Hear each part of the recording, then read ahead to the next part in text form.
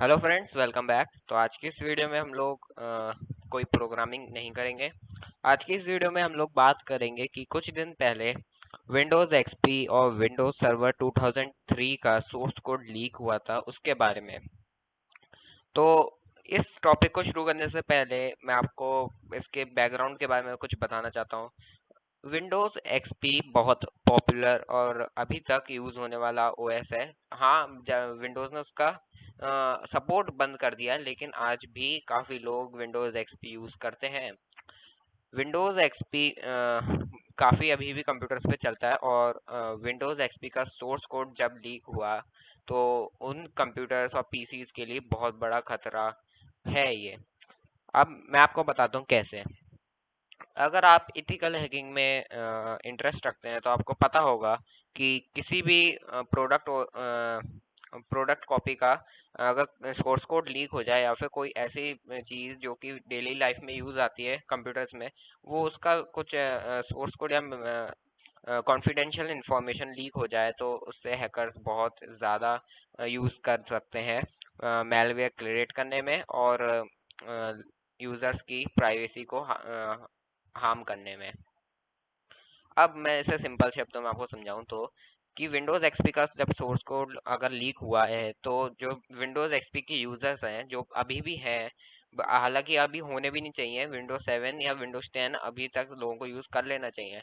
तो Windows XP के जो अभी करंट यूज़र्स हैं उन्हें बहुत खतरा है, क्योंकि अब हैकर्स के हाथ ये सोर्स कोड विंडोज़ एक्सपी का लग चुका है। और इसके लिए इससे वो लोग काफ़ी सारे एक्सप्लॉइट्स और इसके लिए मेलवेयर्स और वायरसेस निकाल सकते हैं सोर्स कोड के जरिए। तो इतना खतरनाक होता है सोर्स कोड लीक होना। ठीक है, अब मैं बात करता हूँ ये हुआ कैसे। तो कुछ दिन पहले की बात है कि 4chan फोरम पे 40 GB से ज़्यादा ऊपर का कलेक्शन अपलोड हुआ था। ठीक, और उसमें विंडोज सर्वर 2003 और विंडोज एक्सपी सर्विस पैक 1 या 95 का और सोर्स कोड भी अवेलेबल था।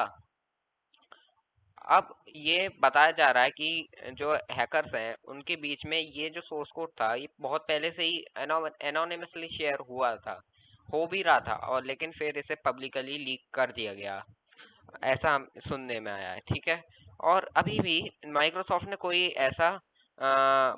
कोई न्यूज़ ऐसा या फिर अनाउंसमेंट नहीं किया कि ये सोर्स कोड पूरी तरह से लेजिट है या फिर पूरी तरह से सही है। अभी इसके बारे में माइक्रोसॉफ्ट ने कुछ कहा नहीं है।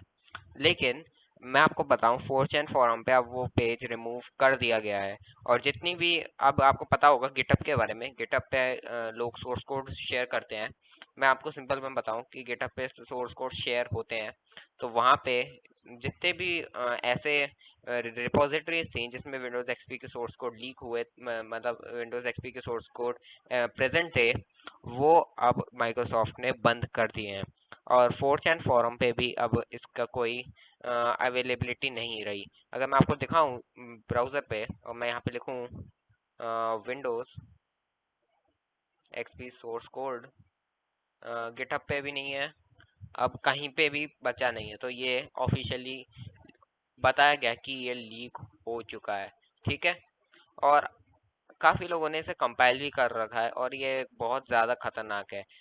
और ऐसा भी माना जाता है कि विंडोज़ 10 है जो काफ़ी सारा जो कोड है, काफ़ी सारी चीज़ें हैं जो कि विंडोज़ एक्सपी की यूज़ कर रही है। यानी विंडोज़ 10 एक तरह से हम कह सकते हैं विंडोज़ एक्सपी पे कुछ ना कुछ थोड़ी सी बहुत बेस्ड है। तो ये, हाँ, विंडोज़ 10 के यूज़र्स के लिए भी थोड़ी बैड न्यूज़ कह सकते हैं हम लोग। तो विंडोज़ एक्सपी वालों को तो, जो विंडोज़ एक्सपी था वो लोग यूज थोड़ा बहुत भी यूज करके इसे अलाइव रख रहे थे, लेकिन इस सोर्स कोड के बाद इसे पूरा ही डेड कर दिया गया है।